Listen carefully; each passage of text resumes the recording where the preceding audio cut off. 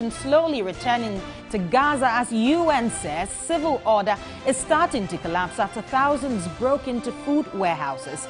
Details of these stories and many more coming up shortly. Please do stay with us. Well, in our first story, a contingent of armed military personnel stormed some communities in the Tempani and Garu districts of the Upper East region and brutalized residents. The dawn swoop left several people with varied degrees of injuries. Residents were brutalized by personnel of the military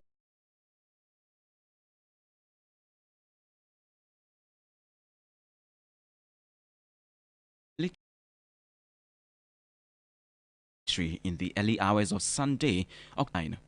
The women and children as many fled their homes to avoid being victims.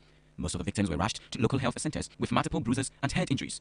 The two receiving health facilities are overwhelmed with the number of cases, thus calling for health personnel from Zabila, Boko Azimbe Hospital and the regional hospital for assistance. Reasons for the swoop remain sketchy. However, sources close to the security in the area say the operation was to flush out some suspected terrorists who have reportedly infiltrated the area. A number of people have been arrested and are being airlifted to Tamale en route to Accra. We were in the room, I and my husband. So they came and they were knocking.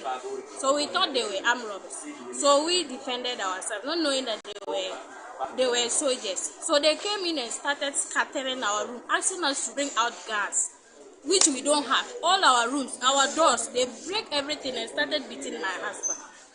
That is what happened. They beat him until they sent him out. They beat him to the station. It's not fair. We don't even know why they are doing that.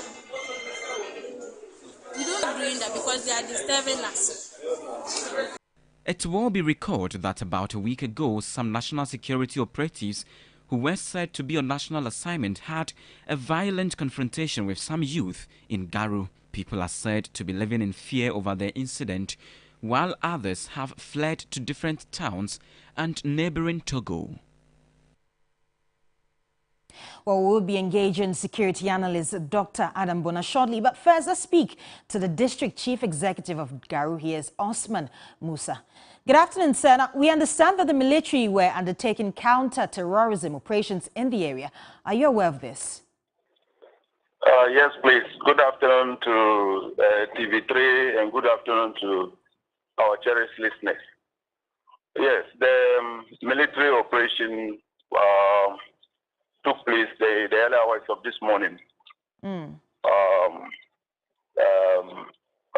As you have it, yes, a number of people have been injured in the process and are receiving treatment at the health facility.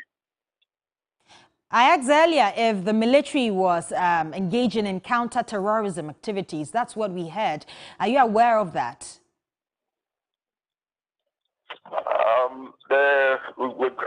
The military, like I told you, were in, but they left the shores of Garu around 6 a.m. this morning. And so as I talk to you now, there's no military presence in the area. Right. Now, we understand that there has been reports of some deaths. Can you confirm or deny that? No, there's no any death. There's no death. There's no death at all, not to my knowledge. I was in the hospital since we started carrying the people to the hospital. I was among the first to have gotten there with the first injured person. Right. And then others also supported to carry others in.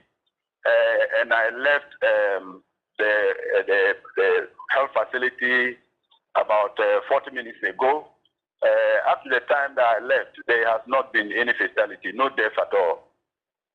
Right. Now, how many people have been injured from what you've gathered?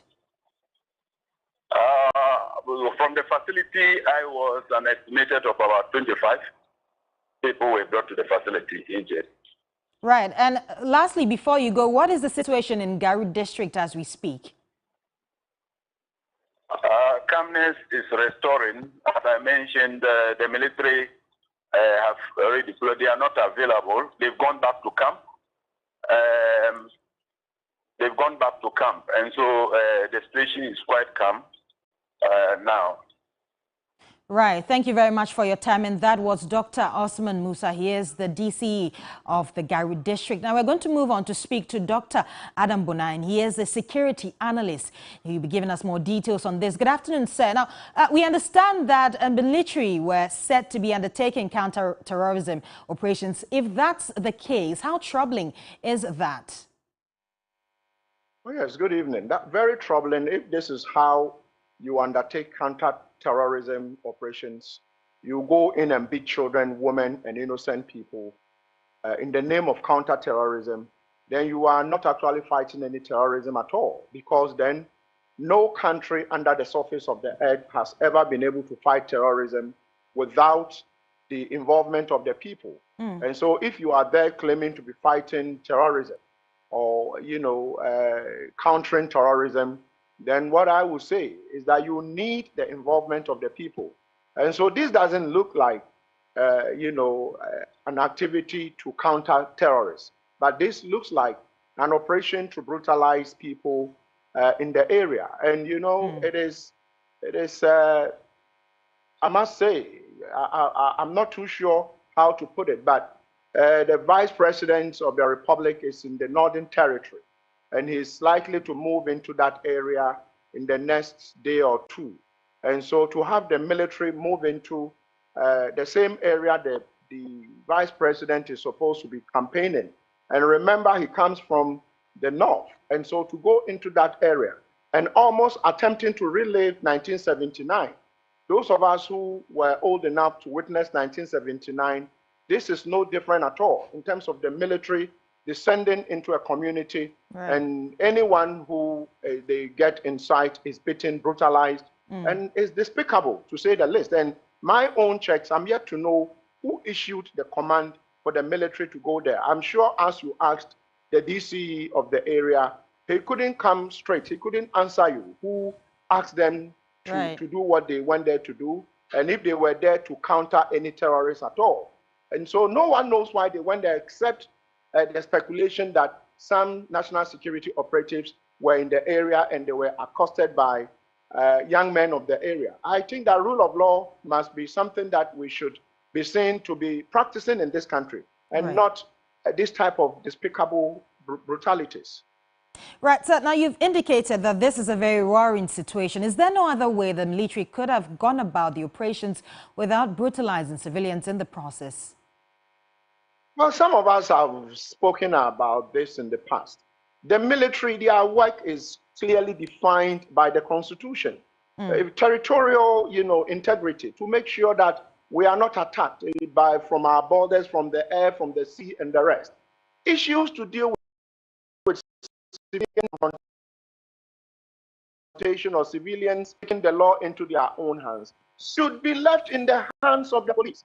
Let the police deal with it. And so if someone thought that, in accosting the 4 national security operatives, something untoward happened, you report to the police. Let the police investigate and arrest the perpetrators. But if you move in there with armored tanks to brutalize people, then the same people you are going to be depending on to fight terrorism, you are now asking the people to turn into terrorists. And I think that it is one too many. It doesn't matter, whose axe is going to be God. But I think that on this account, somebody else is doing something that some of us don't understand. Because then, if in 2 days' time you have the Vice President who is going to be moving into the area to campaign, and today, Sunday, at dawn, you move into the area to beat everything, including children, women, then we should be asking you questions. Who issued that command? We want to know who issued that command to go there and do this despicable thing. I think Ghanaians have to know.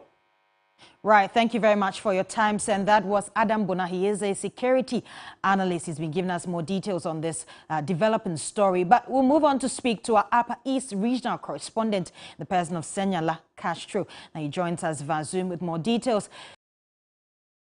Good afternoon, Castro. What is the situation currently in the district? And we've heard that there are no more deaths. No deaths reported. But what's the situation there?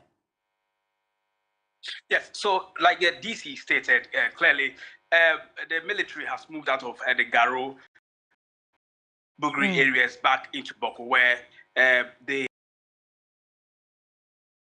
are keeping peace.